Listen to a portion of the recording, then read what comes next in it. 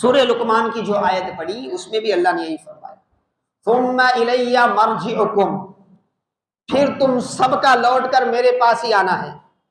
اللہ سے بھاگ کر کوئی کہیں نہیں جا سکتا، کتنا بھی وہ نہ چاہتے ہوئے۔ آج وہ مسجدوں سے بھاگ رہا ہے، اللہ اکبر آواز سن کے دوڑ کے آنا تھا، میناروں سے آواز آ رہی ہے حی علی الصلاۃ، نماز کی طرف آؤ، حی علی الفلاح، سن کے بھی انسنا کر رہا ہے۔ آج وہ انسنا کر رہا ہے، لیکن جب اس دنیا سے اس دنیا میں جائے گا، ثم الی مرجعکم، میرا رب کہتا ہے کہاں کہاں بھاگ کر جائے گا، اب اسی رب کے سامنے حاضر ہونا پڑے گا، اسی اللہ کے سامنے حاضر ہونا پڑے گا۔ اللہ اکبر کا نعرہ سن کر دور بھاگنے والا، اللہ اکبر کا نعرہ سن کر کام کا بہانہ کرنے والا، اللہ اکبر کا نعرہ سن کر ملازمت کا بہانہ کرنے والا، اللہ اکبر کا نعرہ سن کر ہوٹلوں میں بیٹھ کر چائے کی چسکی لینے والا، اللہ اکبر کا نعرہ سن کر اپنے آپ کو میوزک میں مست رکھنے والا، آج تو اللہ اکبر کا نعرہ اس کے دل پر کچھ اثر نہیں کر رہا ہے، لیکن جیسے ہی جسم سے روح نکلے گی، جیسے ہی وہ اس عالم سے اس عالم میں پہنچے گا، وہ اللہ کی بارگاہ میں حاضری کے لیے مجبور ہو جائے گا۔ ثم الی مرجعکم، اللہ فرماتا ہے تم میں سے ہر ایک کو میرے پاس آنا ہے۔ جو نبی کو مانتا تھا وہ بھی جائے گا، جو نبی کو نہیں مانتا تھا وہ بھی جائے گا، جو قرآن کو مانتا تھا وہ بھی جائے گا، جو قرآن کو نہیں مانتا تھا وہ بھی جائے گا، جو نماز پڑھتا تھا وہ بھی جائے گا، جو نماز سے بھاگتا تھا وہ بھی جائے گا، جو نیکی کرتا تھا وہ بھی جائے گا، جو نیکی اور نیکوں سے نفرت کرتا تھا وہ بھی جائے گا، جو گناہ کو بڑی محبت سے کرتا تھا وہ بھی جائے گا، جو گناہوں سے بچتا تھا وہ بھی جائے گا۔ ہر ایک کو اللہ فرماتا ہے ثم الی مرجعکم، تم سب کو آنا ہی آنا ہے میری بارگاہ میں۔ ثم الی مرجعکم، میری طرف پلٹ کر آنا ہے، اور آنے کے بعد اللہ کی بارگاہ میں حاضری کے بعد کیا ہوگا؟ ثم الی مرجعکم، زبان کوشش کرے گی، دنیا میں جھوٹ بول بول کے عادت ہے تو زبان کوشش کرے گی وہاں پر بھی جھوٹ بولنے کی، زبان بولے گی کیوں نماز نہیں پڑھے، نہیں نماز پڑھا تھا میں، فلاں نیکی نہیں کرے، پیسہ تھا حج کیوں نہیں کرے، نہیں میں حج کر رہا تھا۔ ہیلے بہانے جو دنیا میں انسان کرتا نہیں وہاں بھی کرنے کی کوشش کرے گا، تو اللہ کیا کرے گا؟ اللہ ان کی زبانوں پر مہر لگا دے گا۔ زبان جو بول سکتی تھی جھوٹ، اس زبان کو اب تیاگ کر دیا جائے گا، بند کر دیا جائے گا، اب زبان سے ایک بھی لفظ نہیں نکلے گا۔ قرآن کہتا ہے، سورہ یاسین اٹھا کر پڑھو آپ، الیوم نختم علی افواہہم وتکلمنا ایدیہم، اللہ فرماتا ہے آج کے دن ہم کیا کریں گے؟ تمہارے زبانوں کو بند کر دیں گے، تمہارا منہ بند ہو جائے گا۔ الیوم نختم علی افواہہم، آج ہم ان کے منہوں پر مہر لگا دیں گے، وتکلمنا ایدیہم، اور ہم سے ان کے ہاتھ بات کریں گے۔ اب ہاتھ سے پوچھے گا اللہ تو نے کیا کیا؟ جتنے ظلم ہاتھ نے کیے تھے، جتنے گناہ ہاتھ نے کیے تھے، اللہ کی بارگاہ میں اقرار کرے گا۔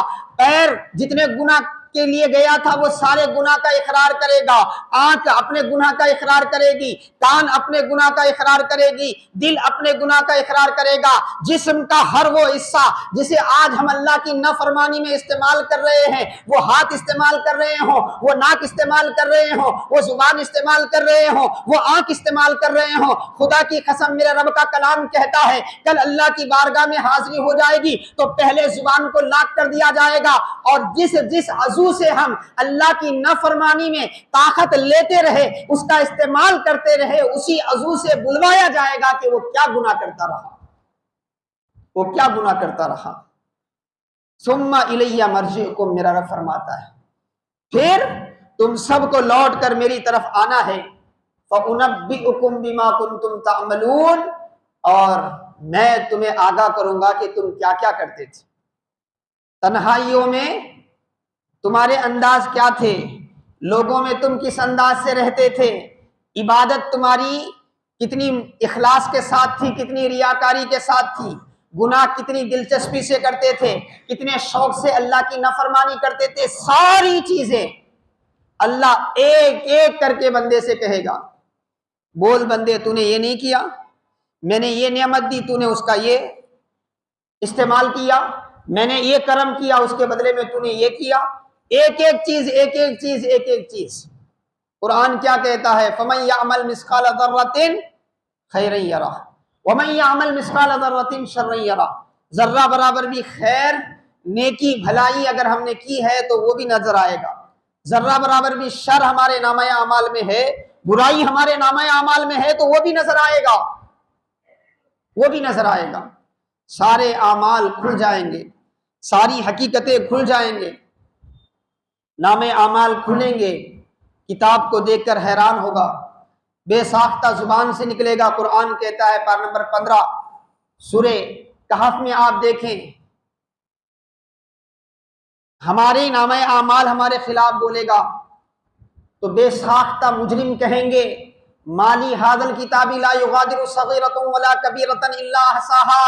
ارے یہ کیسا ریکارڈ ہے، یہ کیسا لکھنا ہے، یہ کیسے محفوظ کرنا ہے، یہ کس طرح ریکارڈ کیا ہے، کس طرح اس نے سیو کیا ہے کہ مالی حاصل کتابی لا یغادر صغیرۃ ولا کبیرۃ الا احصاها۔ نہ کوئی چھوٹی چیز نہ کوئی بڑی چیز، کچھ بھی باقی نہیں ہے، سب کو اس نے سیو کیا ہوا ہے، سب کو اس نے محفوظ کیا ہوا ہے۔ تو حاضرین محترم عزیزان گرامی، قرآن میں سب سے زیادہ یہ مضمون بیان کر کے اللہ نے ایمان والوں کو متنبہ کیا کہ اے ایمان والو، اپنی دنیاوی زندگی کو غنیمت سمجھو۔ یہ زندگی صرف دنیا کے عیش و عشرت کرنے کے لیے نہیں ہے، دنیا کی مستیوں کو لوٹنے کے لیے نہیں ہے، دنیا کی آسائشوں میں اپنی زندگی کو گزارنے کے لیے نہیں ہے۔ تمہاری ہر صبح تمہاری آخرت کی ایک صبح کے لیے ہے، تمہاری ہر رات تمہاری آخرت کی ایک رات کے لیے ہے، تمہاری ایک ایک گھڑی دنیا کی آخرت کی ایک ایک گھڑی کے لیے۔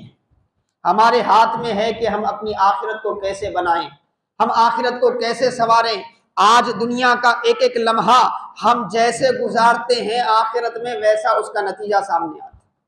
اگر اچھائیوں میں ہمارا وقت گزرتا ہے، خیر میں ہمارا وقت گزرتا ہے، تو حاضرین محترم عزیزان گرامی، آخرت میں اچھائیاں ہی اچھائیاں ہوں گی، بھلائیاں ہی بھلائیاں ہی ہوگی، اللہ کی طرف سے انعام ہی انعام ہوگا، کرم کے دروازے کھول دیے جائیں گے۔